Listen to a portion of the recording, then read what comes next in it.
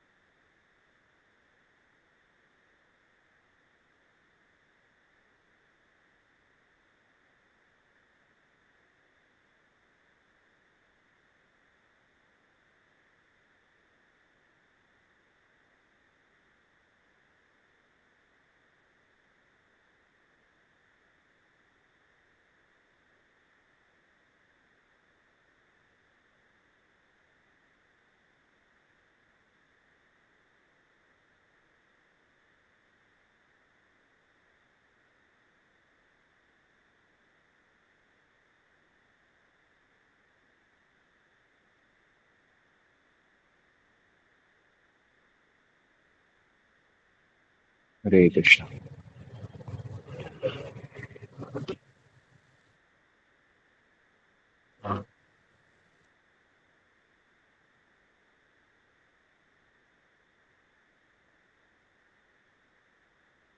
जय राधा माधव कुंज बिहारी, राधा माधव कुंज बिहारी, गोपी जन वल्लभ गिरिवरधारी,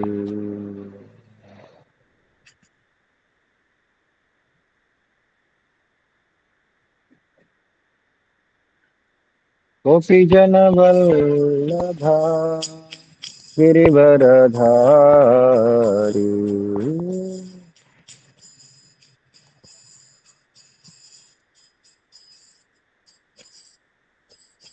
यशोदानन्दन व्रज जन रञ्जना,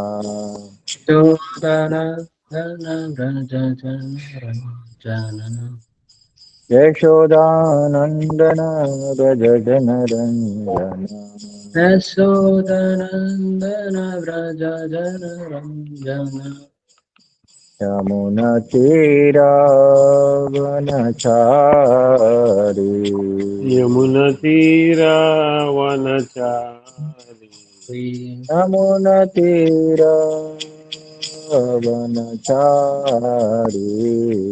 यमुनतीरावनचारी जय राधा माधव कुंज बिहारी जय राधा राधा माधव कुंज बिहारी गोपी जन वल्लभ गिरिवरधारी गोपी जन वल्लभ गिरिवरधारी यशोदानन्दन व्रज जनरञ्जना यशोदनन्दन व्रज जन रञ्जन यमुनतीरावनचारि यमुनतीरावनचारी जय राधा माधव कुञ्ज बिहारी जय राधा राध माधव माधव कुञ्ज कुञ्ज बिहारी हरे जय राधा माधव कुञ्ज बिहारी जय राधा राध माधव माधव कुञ्ज कुञ्ज बिहारी। हरे जय ओम विष्णुपाद परमहंस परिव्रजकाचार्य अष्टोत्तर शत श्री श्रीमद अभय चरण अरविंद भक्त वेदांत स्वामी श्री प्रभुपाद की जय। जय ग्रंथराज श्रीमद् भागवतम की जय। जय ఈరోజు మనం శ్రీమద్ భాగవతం తృతీయ స్కందం 31వ అధ్యాయం జీవుల గతులను గూర్చి కపిల భగవానుని ఉపదేశములు. ఇందులో 45, 46వ శ్లోకాలు. పదవిచ్ఛేదం ద్రవ్య ఉపలబ్ధి స్థానస్య ద్రవ్య ఈక్షా ఈక్షా అయోగ్యత అయోగ్యత యదా యదా యదా తత్ తత్ తత్ పంచత్వం పంచత్వం పంచత్వం అహం మానాత్ అహం అహం మాన మానాత్ ఉత్పత్తి ఉత్పత్తి ద్రవ్య ద్రవ్య ద్రవ్య దర్శనం దర్శనం యథా యథా అక్ష్ణోః అక్షోః ద్రవ్య ద్రవ్య అవయవ అవయవ దర్శన దర్శన అయోగ్యత అయోగ్యత యదా యదా తదా తదా ఏవ ఏవ చక్షుషః చక్షుషః ద్రష్టుః ద్రష్టుః ద్రష్టుత్వ ద్రష్టుత్వ అయోగ్యత అయోగ్యత అనయోః అనయోః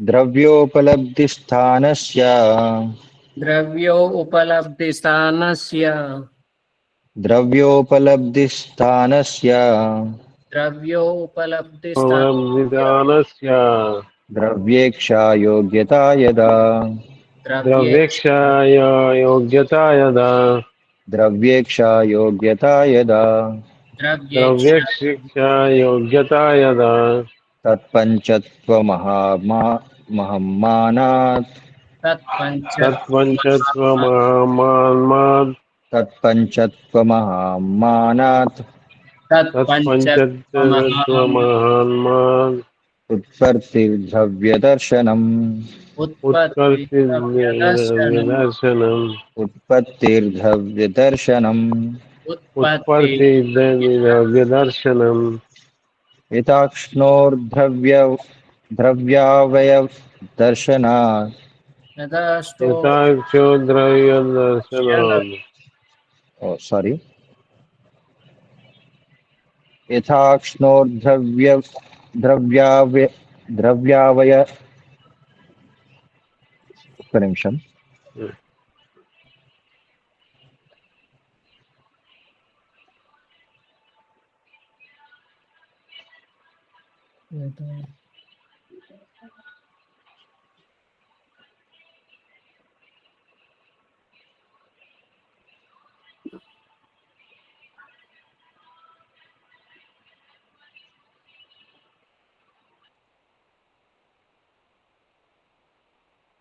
యథాక్షోర్ద్రవ్యావయవ యథాక్షో ద్రవ్యావేవ దర్శనాయోగ్యత యదా దర్శన దర్శన యోగ్యత యదా తదైవ చక్షుషో ద్రష్టుః తదైవ చక్షుషో దృష్టః ద్రష్టుత్వాయోగ్యతానయోః ద్రష్టృత్వా యోగ్యతానయోః ద్రష్టుత్వాయోగ్యతాయనయోః ద్రష్టృత్వా యోగ్యతానయోః ఓకే. ద్రవ్య ద్రవ్య వస్తువుల వస్తువుల ఉపలబ్ధి ఉపలబ్ధి అనుభూతికి అనుభూతికి స్థానస్య స్థానస్య స్థానము స్థానము ద్రవ్య ద్రవ్య వస్తువుల వస్తువుల ఈక్ష ఈక్ష అనుభూతి అనుభూతి అయోగ్యత అయోగ్యత అయోగ్యము అయోగ్యము యదా యదా ఎప్పుడైతే ఎప్పుడైతే తత్ తత్ అది అది పంచత్వం పంచత్వ మృత్యువు మృత్యువు అహం మానాత్ అహం మాన నేను అనేది మిథ్యాభావన వలన నేను అనేది నిత్యభావన ఉత్పత్తి ఉత్పత్తి జననము జననము జన్మము ద్రవ్య ద్రవ్య భౌతిక దేహము భౌతిక దర్శనం దేహం దర్శనం గాంచుట లాంచుట యథా యథా వలే వలే అక్ష్ణోః అక్ష్ణోః నేత్రములు నేత్రములు ద్రవ్య ద్రవ్య వస్తువులను వస్తువులను అవయవ అవయవ భాగములు పాదములు దర్శన దర్శన గాంచుటకు వాంచుటకు అయోగ్యత అయోగ్యత అయోగ్యములు అయోగ్యములు యదా యదా ఎప్పుడైతే ఎప్పుడైతే తదా తదా అప్పుడు అప్పుడు ఏవ ఏవ నిస్సందేహముగా నిస్సందేహము చక్షుషః చక్షుషః చక్షురింద్రియము చక్షురింద్రియములు ద్రష్టుః ద్రష్టుః ద్రష్ట యొక్క ద్రష్టయోగ ద్రష్టృత్వ ద్రష్టృత్వ చూచడి శక్తి కూర్చడి శక్తి అయోగ్యత అయోగ్యత అయోగ్యత అయోగ్యత అనయోః అనయో ఆ రెండింటి యొక్క ఆ రెండింటి యొక్క తాత్పర్య మరియు భాష్యం కృష్ణ కృపామూర్తి శ్రీ భక్తి వేదాంత స్వామి శ్రీల ప్రభుపాద వారిచే తాత్పర్యం. కంటి నరము రోగగ్రస్తమైన కారణమున రంగును గాని రూపమును గాని చూచడి శక్తిని కన్నులు కోల్పోయినప్పుడు చక్షురింద్రియము మృతపాయమగును. అప్పుడు నేత్రములకు దృష్టికి ద్రష్టయగు జీవుడు సైతము దృశ్య శక్తిని కోల్పోవును. అదేవిధంగా వస్తువులను అనుభూతమనర్చుకొను స్థానమగు దేహము తత్కార్యమునకు అయోగ్యమైనప్పుడు అది మృత్యువనబడును. దేహమునే ఆత్మగా కాంచుట ఆరంభించినప్పుడు అది జన్మమని పిలువబడును. భాష్యం: నేను గాంచుచున్నాను అని ఎవరైనా పలికినచో అతడు తన కళ్ళతోనే లేదా కళ్ళజోడును ఉపయోగించియో గాంచుచున్నాడని భావం. ఆ దృశ్యోపకరణము విరిగిపోయినచో లేదా పాడైనచో లేదా పనిచేయకపోయినచో ద్రష్ట సైతము దేనిని చూడలేడు. అదేవిధంగా దేహమందు ప్రస్తుతము జీవుడు వర్తించుచున్నాడు. కర్మ చేయలేని అశక్తతతో దేహము నశించినప్పుడు జీవుడు సైతము తన కర్మలను ఆపివేయును. కర్మోపకరణము ధ్వంసమై పనిచేయజాలనప్పుడు అది మృత్యువని పిలువబడును. తిరిగి కర్మకై జీవుడు కొత్త ఉపకరణమును పొందినప్పుడు అది జన్మమనబడును. నిరంతరముగు దైహిక మార్పుచే ఈ జన్మ మృత్యువులు ప్రతిక్షణము జరిగిపోవచున్నవి. ఇక చివరి మార్పే మరణమని పిలువబడును. నూతన దేహమును గ్రహించుట అనబడును. జన్మ మృత్యువులన్ననేమి అనేది ప్రశ్నకు ఇదియే సమాధానం. నిజమునకు జీవునికి జనన మరణములు లేవు. అతడు నిత్యుడు, శాశ్వతుడు. భగవద్గీత యందు ధ్రువపరపబడినట్లు నహన్యతే హన్యమానే శరీరే. భౌతిక దేహము నశించిన పిదపయు జీవుడు మరణించడు. ఓం అజ్ఞానతిమిరాంధస్య జ్ఞానాంజనాశలాకయ చక్షురున్మీలితమేన తస్మై శ్రీ గురవే నమః. నమో విష్ణుపాదాయ కృష్ణప్రేష్టాయ భూతలే శ్రీమతే భక్తి వికాస స్వామినితి నామని. నమో విష్ణుపాదాయ కృష్ణప్రేష్టాయ భూతలే శ్రీమతే భక్తి వేదాంత స్వామినితి నామని. నమస్తే సారస్వతే దేవే గౌరవాణి ప్రచారిణి నిర్విశేష శూన్యవాది పాశ్చాత్య దేశతారిణి. వందేహం శ్రీగురో శ్రీగీతపదగమనం శ్రీగురోన్ వైష్ణవాంశ శ్రీరూపం సాగ్రజాతం సహగణ రఘునాథాన్వితం తం సజీవం సాద్వైతం సావధూతం పరిజన సహితం కృష్ణ చైతన్య దేవం శ్రీ రాధాకృష్ణపాదాం సహగణ లలిత శ్రీ విశాఖానితాంశ. జయ శ్రీకృష్ణ చైతన్య ప్రభు నిత్యానంద శ్రీ అద్వైత గదాధర శ్రీవాసాది గౌర భక్తవృంద. హరే కృష్ణ కృష్ణ కృష్ణ హరే హరే హరే రామ రామ రామ హరే హరే.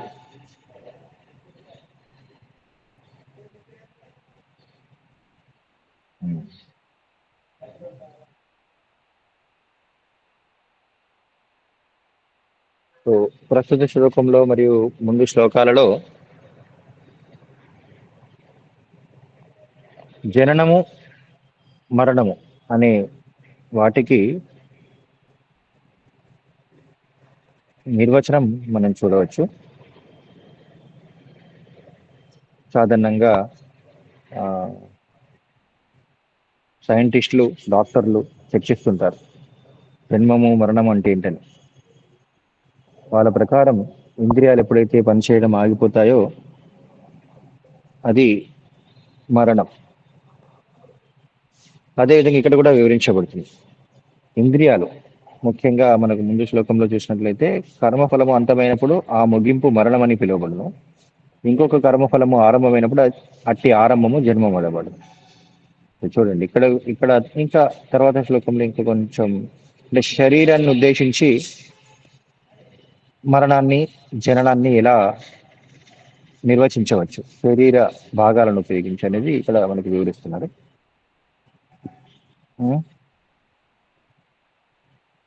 ఏమని చెప్తున్నారు? కంటి నరము రోగగ్రస్తమైన కారణమున రంగును గాని రూపమును గాని చూచడి శక్తిని కన్నులు కోల్పోయినప్పుడు చక్షురింద్రియము మృతప్రాయమగును. చూడండి, మన కన్నులు ఎప్పుడు మరణించినట్లుగా చెప్పబడతాయంట? అవి రోగగ్రస్తమై దృష్టిని కోల్పోయినప్పుడు, చూడగలిగే శక్తిని కోల్పోయినప్పుడు అవి మృతప్రాయం అంటారండి.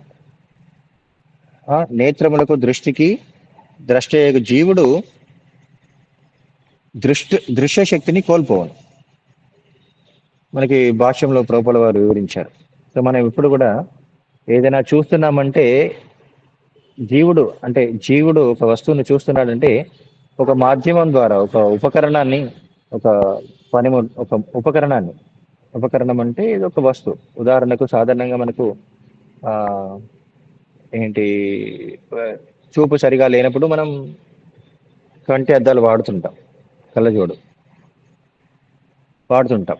సాధారణంగా మన దృశ్యశక్తి తగ్గిపోయినప్పుడు ఈ కళ్ళజోడు వాడి సరిగా చూడగలం.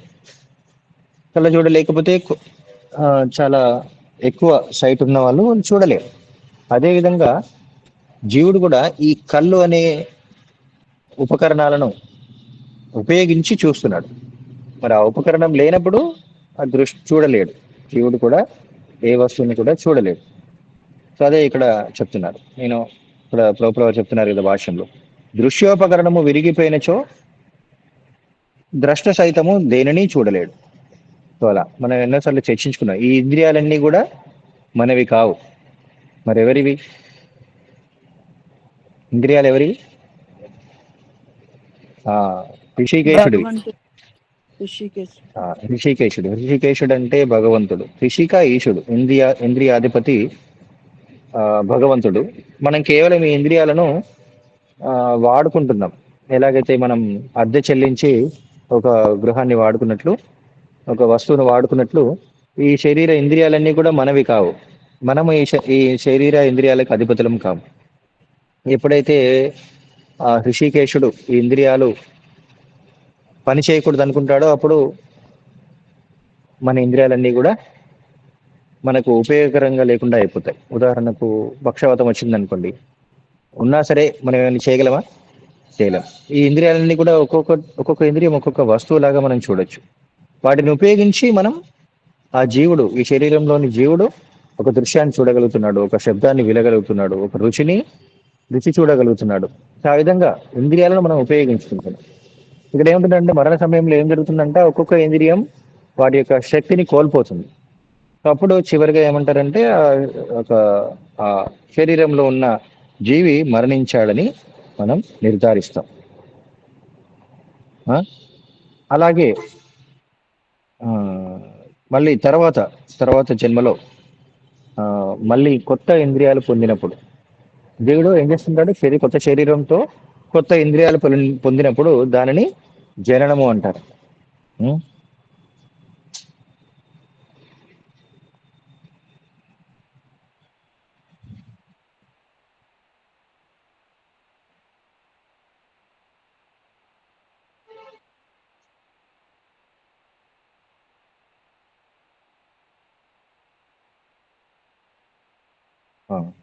సో అది జననము అంటారు, ఇంద్రియాలు మళ్ళీ కొత్త ఇంద్రియాలు పొందినప్పుడు. సో ఆ విధంగా జననము మరియు మరణానికి ఇక్కడ నిర్వచనం ఇవ్వడం జరిగింది అనమాట. సో అంతేకాకుండా మీరు మనం 2వ స్కందంలో కూడా మీరు చూడొచ్చు.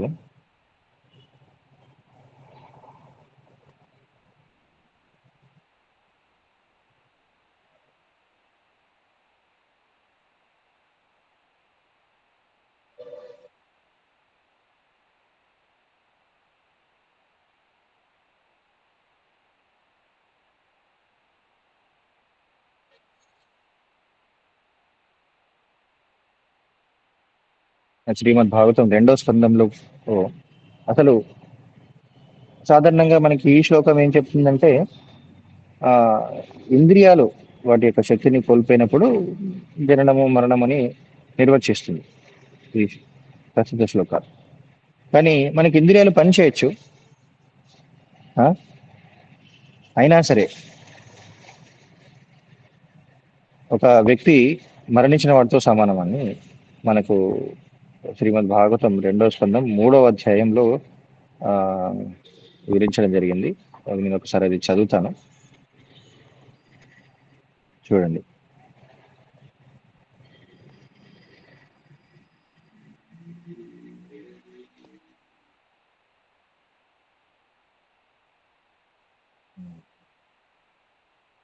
రెండవ స్కందం 3వ అధ్యాయం 20వ శ్లోకం. One who has not listened to the messages about the prowess and marvelous acts of the personality of Godhead and has not sung or chanted loudly the worthy songs about the Lord is to be considered to possess ear holes like the holes of snakes and a tongue like the tongue of a frog. చూడండి, ఎవరైతే భగవంతుని యొక్క దివ్య నామాలను, భగవంతుని యొక్క దివ్య లీలలను వాళ్ళ యొక్క కర్ణ పుటాలను ఉపయోగించి వినరో, వాళ్ళ యొక్క నాలుకను ఉపయోగించి పాడరో, ఆ, అవి ఎలాంటివి అంట, అది కప్ప నాలుకతో సమానం అంట. కప్ప నాలుక ఏం చేస్తుంది? ఆ? అది కేవలం దాని యొక్క పాముని ఆహ్వానిస్తుంది ప్రభు. నాలుకతో అంటే అది శబ్దం నోటితో తెలుసు. చేస్తుంది, కానీ నాలుకతో అది క్రిములను పట్టుకోవడానికి ఉపయోగిస్తుంది. కానీ దానికి అంత రుచి ఏం తెలియదు. సో అంతేకాకుండా మన చెవులు ఎవరైతే భగవంతుని యొక్క నామాలను గురించి, భగవంతుని యొక్క లీలల గురించి వినరో, అవి ఆ ఈ పాములు ఉండే పుట్టలో రంధ్రాలు లాంటివి అనమాట. పాము పుట్టలోని రంధ్రాలు లాంటివి అనమాట. దానికి జీవం ఉండదు. సో అలా ఈ యొక్క శ్లోకంలో వివరించడం జరిగింది. తర్వాత శ్లోకంలో చూస్తే, the upper portion of the body, though crowned with a silk turban, is only a heavy burden if not bowed down before the personality of Godhead, who can award mukti.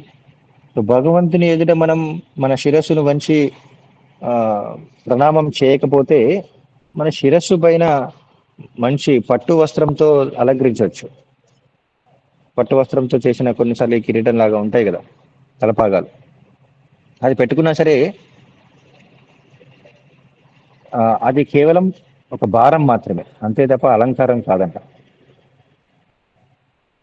And the hands, though decorated with glittering bangles, are like those of a dead man if not engaged in the service of the personality of godhead Hari. మరి చేతులు కూడా భగవంతుని యొక్క సేవలో నిమగ్నం కాకపోతే అవి మంచి బంగారు గాజులతో, బంగారు కంకణాలతో అలంకరించబడి ఉండొచ్చు, కానీ అవి శవం యొక్క చేతులతో సమానమంట. భగవంతుని సేవ చేయకపోతే, భగవంతుని సేవలో ఆ యొక్క మన చేతులను ఉపయోగించకపోతే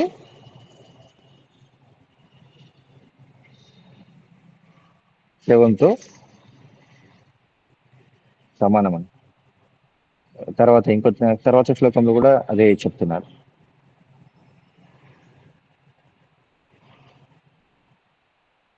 The eyes which do not look at the symbolic representation of the personality of Godhead Vishnu, his forms, name, quality, etc., are like those printed on the plumes of the peacock.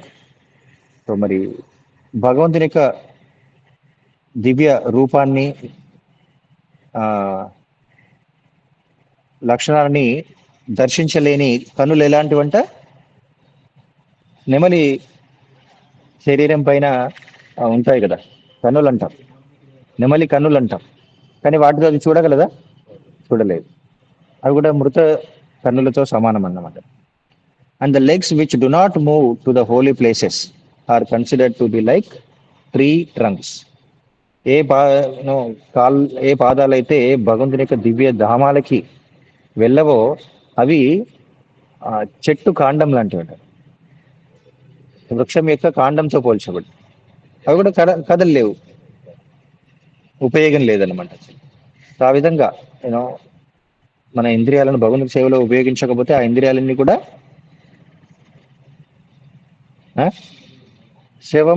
శవం యొక్క ఇంద్రియాలతో సమానం అన్నమాట. So తర్వాత శ్లోకం ఏం చెప్తున్నారు? The person who he's not at any time received the dust of the feet of the lord's pure devotee upon his head is certainly a dead body. అంతేకాకుండా ఎవరైతే తన శిరస్సు వంచి శుద్ధ భక్తుని యొక్క పాదధూళిని తన శిరస్సుపై పొందకపోతే ఆ శరీరం మృత శరీరంతో సమానమంట, శవంతో సమానమంట. And the person who has never experienced the aroma of the tulsi leaves from the lotus feet of the lord is also a dead body although breathing. ఒక వ్యక్తి శ్వాస తీసుకుంటున్నప్పటికీ కూడా ఆయన తన శ్వాసనాళాలను ఉపయోగించి, శ్వాసరంధ్రాలను ఉపయోగించి భగవంతుని పాదపద్మాల చెంత సమర్పించబడిన తులసి దళాల యొక్క గంధాన్ని వాసన చూడకపోతే ఆయన శరీరం కూడా మృత శరీరంతో సమానం. సో ఈ విధంగా వివరిస్తుంది. అంటే ఇంతకు ముందు శ్లోకంలో ఏంటంటే మనం నిజం అసలు శరీరం ఎప్పుడైతే ఆ శవంగా మారుతుంది, ఇంద్రియాలు ఎప్పుడు చనిపోతాయో దాని యొక్క నిర్వచనం అక్కడ వివరించడం జరిగింది. అవి ఇంద్రియార్థాలను ఆ, ఆ, గ్రహించలేకపోవడం, దానిని మరణమని అక్కడ నిర్వచించారు. కానీ ఇక్కడ ఏంటంటే ఇంద్రియాలు పనిచేస్తుండొచ్చు, కళ్ళు పనిచేస్తుండొచ్చు, కళ్ళు దృశ్యాన్ని చూడగలగచ్చు, కానీ భగవంతుని యొక్క రూపం కాకుండా ఇంకా ఏదో భౌతికమైన రూపం చూసినట్లయితే అవి ఆ, మరణించినట్లే అన్నమాట. నాసికలు భగవంతుని యొక్క పాదాలకు అర్పించిన తులసి వాసన చూడకపోయినా, మన శిరస్సు భగవంతుని పాదాల చెంత, భక్తుల యొక్క పాదాల చెంత పాదధూళిని మన శిరస్సుపైకి తీసుకోకపోయినా, ఇంకా తర్వాత శ్లోకంలో చెప్తున్నారు అనమాట. Actually certainly that heart is steel framed which in spite of once chanting the holy name of the lord with concentration does not change when ecstasy takes place. Tears fill the ice and hair stand on end. So భగవంతుని యొక్క నామాలు శ్రద్ధతో జపించినప్పటికీ ఒకరి హృదయం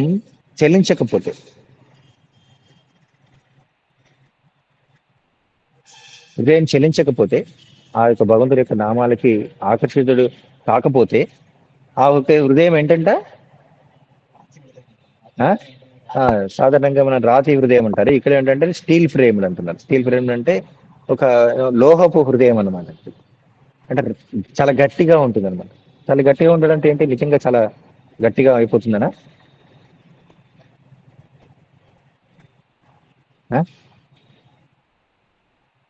strong గా ఉంటుందనా? Steel frame అంటే చెల్లించకపోతే, మనం సాధారణంగా చూస్తుంటాం ఎవరైనా సరే కష్టాల్లో ఉన్నప్పుడు, చాలా ఎవరైనా చూసి మనకి జాలి కలిగినప్పుడు, సో అది చాలా మృదు స్వభావం, మృదువైన హృదయాన్ని కలిగారని చెప్పేసి అంటుంటాం. జాలి కలగడం అలాంటి జాలి కలగకుండా కొందరు ఏంటి చాలా పరుషంగా ఉంటుంటారు. పరుషంగా లేకపోతే ఏం చలనం లేకుండా ఎవరికో బాధ కలిగిందంటే అయితే నాకేంటి అన్నట్లుంటారన్న. సో అది వాళ్ళు కఠిన హృదయాలన్న. సో అలా కాకుండా భగవంతుని యొక్క నామాలను విన్నా సరే, భగవంతుని యొక్క నామం యొక్క మహిమ విన్నా సరే, భగవంతుడు ఆ హృదయం చెల్లించకపోతే, కన్నుల వెంట అశ్రువులు కారకపోతే, అంతేకాకుండా ఇవన్నీ కూడా మన యొక్క రోమాంచితం కాకపోతే, సో అలాంటి వారి యొక్క హృదయం రాతి హృదయం, కఠిన హృదయాలు అన్నమాట. అలా ఇక్కడ ఈ శ్లోకాలు వివరిస్తున్నాయి. సో ఏంటంటే మనకి శరీరం మరణించినప్పుడు ఎలాగో ఒక వ్యక్తి ఇంద్రియార్థాలను గ్రహించలేడు, ఒక దృశ్యాన్ని చూడలేడు, సుగంధాన్ని ఆస్వాదించలేడు, రుచిని చూడలేడు. సో అలా మనం చెప్పవచ్చు, నిజంగా శరీరం మరణించి ఉంటే ఇంద్రియాలన్నీ కూడా వాటి యొక్క శక్తిని కోల్పోయితే మరణం అంటుంటాం. కానీ అవన్నీ పనిచేస్తున్నప్పటికీ కూడా వాటిని భగవంతుని యొక్క సేవలో, భగవంతుని యొక్క నామ గుణ రూప లీలల్ని శ్రవణం చేయడం కానీ కీర్తించడం కానీ చేయకపోతే వారు కూడా మరణించిన వారితో సమానం అంట. ఎందుకంటే ఉపయోగం లేదు. ఎందుకు ఉపయోగం లేదు? ఎందుకు ఏం చేస్తుంటారు? భగవంతుని యొక్క సేవ చేయకపోతే ఇంద్రియాలను ఉపయోగించి ఇంకేం చేస్తాం? భౌతిక విషయాలపైన మనం వాటిని కేంద్రీకరిస్తాం. భౌతిక దృశ్యాన్ని చూడడము, భౌతికమైన శబ్దాలని మనకి ఆ శ్లోకాల భాషల్లో ప్రభుపాల వారు వివరిస్తారన్నమాట. ఇవన్నీ కూడా భౌతిక సినిమా సాంగులు కానీ, లేకపోతే సినిమాలు చూడడానికి కానీ, అనవసరమైన విషయాలు చూడడానికి, తినకూడనివి పాపాన్ని భుజించడానికి, భగవంతునికి అర్పించనిది మనం తీసుకున్నట్లయితే, భగవంతునికి అర్పించని ఆహారాన్ని తీసుకున్నట్లయితే అది పాపం తీసుకున్నట్లే. ఆ విధంగా ఇంద్రియాలతో మనం ఏం చేస్తాం? భగవంతుని సేవలో వినియోగించకపోతే పాపమే చేస్తాం. పాపం చేస్తే ఏమవుతుంది? నరకాన్ని అనుభవించాల్సి వస్తుంది, శిక్షను అనుభవించాల్సి వస్తుంది. సో మరి అది మరణమే కదా, అది మరణమే. దానివల్ల ఉపయోగం లేదు, దానివల్ల ఉపయోగం లేదు. అందుకనే ఇంద్రియాలను ఎప్పుడు కూడా నియంత్రిస్తూ ఉండాలి. ఇంద్రియ నియంత్రణ లేకపోతే అవి మనల్ని పాపానికి ఆ, పాపానికి దారితీస్తాయి, పాపం చేయడానికి దారితీస్తాయి అన్నమాట. సో నిన్న మనం చెప్పుకున్నాం కదా, హరిదాస్ ఠాకూర్లు ఏమన్నారు, ఆ యొక్క ఆ, చెరసాలలో బందీలైన వాళ్ళు కూడా అలానే ఉంటే బాగుంటుందని చెప్పేసాను అనమాట. ఎందుకంటే మీకు పాపం చేయడానికి అవకాశం ఉండదు, బందీలు అయిపోయి ఉన్నారు, మీ ఇంద్రియాలను దుర్వినియోగం చేయరు, నియంత్రించబడి ఉన్నారు. అలా కూడా మనం కూడా మన ఇంద్రియాలను ఏం చేయాలి, బంధించాలన్నమాట. ఎలా బంధించాలి? కట్టేసేయాలా, చేతులను కాళ్ళను కట్టేసుకుని నోటికి ఒక స్టిక్కర్ వేసుకోవాలి. ఏం చేయాలి ఇంద్రియాలను బంధించడం అంటే? ఆ, నియమాలు విధించాలన్నమాట. నియమాలు విధించాలి. నియమాలను ఎలా విధిస్తాం? మనం సాధారణంగా గురువులు మన ఆచార్యులు ఇచ్చారు, 4 నియమాలు పాటించాలి ఇక్కడ. అలాంటి సాధన చేయడానికి అనుకూలమైన, మన భగవంతుని యొక్క సేవ చేయడానికి అనుకూలించడానికి కొన్ని నియమాలు మనకు ఆచార్యులు ఇచ్చారన్నమాట. ఉన్నత భక్తులు వాళ్ళు ఏం చేశారంటే, భగవంతుని సేవలో మన ఇంద్రియాలు నెలకొనాలంటే మనం అది సహజంగా ఒక కనిష్ట స్థాయిలో ఉన్న భక్తుడికి అది సహజం కాదు. కాబట్టి గురువులు ఏం చేస్తారు, ఆచార్యులు ఏం చేస్తున్నారంటే కొన్ని నియమాలు ఇచ్చారు. ఆ నియమాలు పాటించడానికి మనం ప్రయత్నించినప్పుడు సహజంగా మెల్లిమెల్లిగా ఇంద్రియాలు నిగ్రహించబడతాయి, నియంత్రించబడతాయి. నియంత్రించాలన్నమాట. వాటికి స్వతంత్రం ఇవ్వకూడదు. స్వతంత్రం ఇస్తే అవి సర్పాలుగా మారిపోతాయి. సర్పాన్ని ఎప్పుడు కూడా నియంత్రించాలి దాన్ని. సో దానికి స్వతంత్రత ఇవ్వకూడదు అనమాట. అలా ఇంద్రియాలను ఎప్పుడు కూడా మనం నియంత్రించాలి. అందుకని ఈ నియంత్రణ ఏమంటారు, రెగ్యులేటివ్ ప్రిన్సిపల్స్. రెగ్యులేషన్ అంటే నియమం. ఒక నియమానుసారం మనం పని చేయాలి, ఒక నియమాన్ని అనుసరించి మనం పని చేయాలి. విచ్చలవిడిగా ఇంద్రియాలను విడిచిపెట్టకూడదు అన్నమాట. సో అది అవసరం. లేక విచ్చలవిడిగా విడిచిపెట్టినట్లయితే అవి పాపాన్ని కొడగలుగుతాయి. ఆ పాపఫలం మనమే అనుభవించక తప్పదు.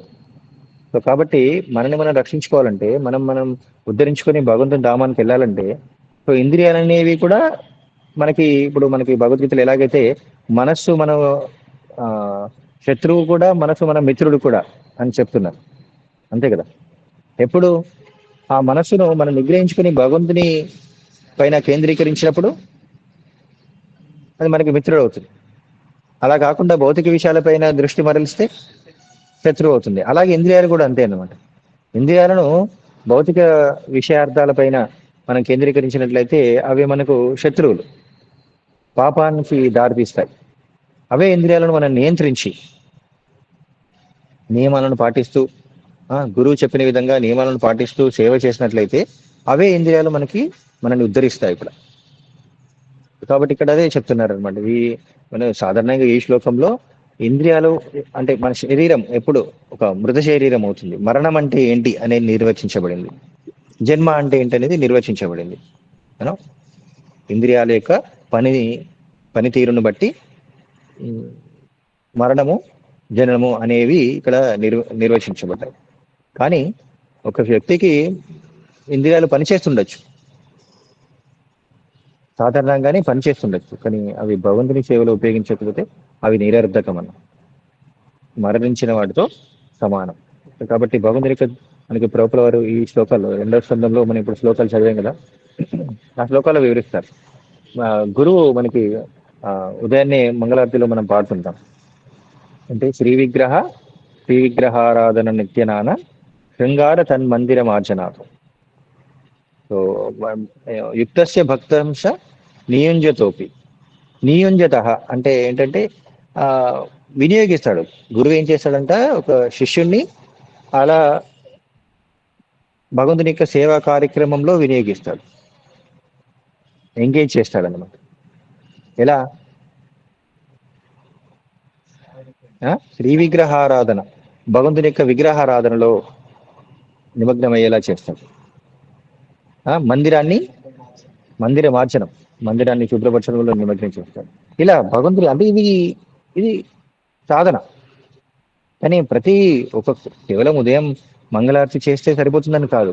రోజంతా కూడా మనం చేసే కార్యక్రమాలు భగవంతుని సేవ లాగా చేయడం మనం నేర్చుకోవాలి. గురువు యొక్క ఆదేశాలను పాటిస్తూ గురువు ఆ, ఏమంటారు సలహాలను తీసుకొని మన యొక్క రోజువారీ కార్యక్రమాలను కూడా భగవంతుని సేవగా ఎలా చేయాలి. ఎలాగైతే అర్జునుడు యుద్ధాన్ని కూడా భగవంతుని సేవగానే చేశాడు కదా. యుద్ధం అనేది ఆయన కర్తవ్యం, కానీ అది దాని యొక్క భగవంతుని సేవలాగా ఆయన చేయగలిగాడు. ఎలా చేయగలడు? ఆయన చైతన్యాన్ని మార్చుకోగలిగాడు. సో అది చైతన్యం మారాలంటే మనకు సాధన అనేది అవసరం. ఇంద్రియాలని నిగ్రహించుకోవడం అవసరం, మనసుని నిగ్రహించుకోవడం అవసరం. దానికోసం సాధన అనేది చేయాలి. సో అప్పుడు మనం ఉద్ధరించబడతాం, తిరిగి భగవద్ధామానికి వెళ్ళగలుగుతాం. అంతేగాని శరీరాన్ని భగవంతు సేవలో ఉపయోగించకుండా మరణిస్తే మళ్ళీ ఇంకో శరీరం పొందొచ్చు, మళ్ళీ కొత్త ఇంద్రియాలు పొందొచ్చు, కానీ ఆ కొత్త ఇంద్రియాలైనా సరే వృధా అయిపోతాయి. హరే కృష్ణ. సో ఈ రోజుకి ఇంతటితో ముగిద్దాం. ఎవరికైనా ఏమైనా ప్రశ్నలు ఉంటే అడగవచ్చు.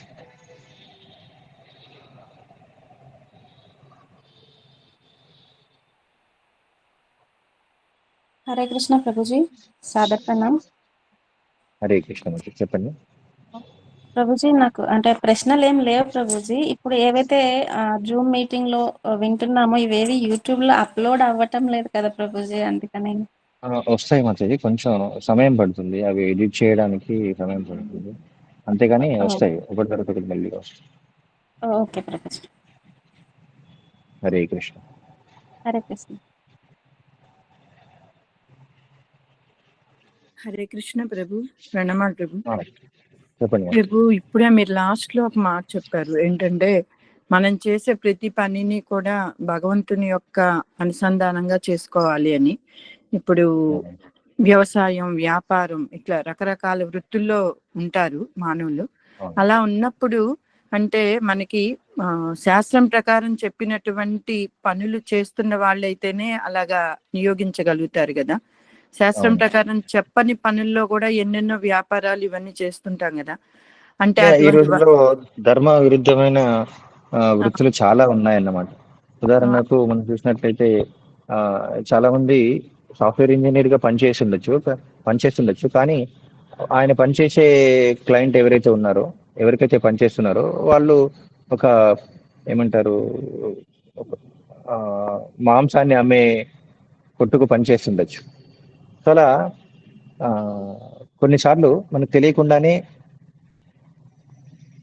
ప్రత్యక్షంగానో పరోక్షంగానో అలాంటి అధర్మయుత కార్యక్రమాల్లో మనం పాల్పంచుకోవాల్సి వస్తుంది. కాబట్టి చాలా అలాంటివి ఉంటాయి. కానీ సాధారణంగా వృత్తి వ్యాపారాలు ఏదో వస్తువులు అమ్ముకోవడం అలాంటి ఉండకపోవచ్చు, కానీ దాన్ని కూడా ధర్మబద్ధంగా నిర్వర్తించాలన్నమాట. ధర్మబద్ధంగా. సో అదే ధర్మం అంటే ఎలా అంటే మనకు అన్ని కోర్స్ ఇంకా చాలా విషయాలు ఉన్నాయి. మన వర్ణాశ్రమ పద్ధతిని, మన వర్ణం ఎలాంటిది, మన బ్రాహ్మణ క్షత్రియ వైశ్య శూద్ర వర్ణాలను అనుసరించి ఎవరెవరు ఏ వృత్తిని చేయాలో అది చేస్తూ ఉండాలన్నమాట యాక్చువల్లీ. కానీ ఈ రోజుల్లో అవన్నీ పాటించడం కష్టం. ఎందుకంటే ఎవరు కూడా శిక్షణ ఇవ్వబడిన బ్రాహ్మణులు లేరు, క్షత్రియులు లేరు, ఎవరు లేరు అన్నమాట. ఇప్పుడు అందరూ కూడా వర్ణ సంకరులే. సో కాబట్టి ఇలా జరుగుతుంది. కానీ అది కూడా ఏంటంటే వీలైనంత వరకు ధర్మబద్ధంగా ఉంచుకోవడానికి, దాన్ని భగవంతుని సేవగా మన శరీరాన్ని పోషించాలి కాబట్టి దానికి ఎంతవరకు మనం దాన్ని సంపాదించాలో అలా చేస్తూ మిగతా సమయానంతటే భగవంతుని సేవలో భగవంతుని లీలను శ్రవణం చేయడానికి ఉపయోగించడానికి ప్రయత్నించాలి. అప్పుడు కొంచెమైనా సరే మనం పవిత్రం అవడానికి అవకాశం ఉంటుంది. కానీ ఇది జనరల్ గా చెప్పడం కష్టం. వ్యక్తిగతంగా ప్రతి ఒక్కరు కూడా గురువును సంప్రదించి ఏం చేయాలని తెలుసుకోవడమే ఉత్తమం అన్నమాట. ఎందుకంటే జనరలైజ్ చేసి చెప్పడం కష్టం, ఎవరు ఏం చేయాలని చెప్పేసి జనరలైజ్ చేయడం కష్టం. హరే కృష్ణ. ధన్యవాదాలు.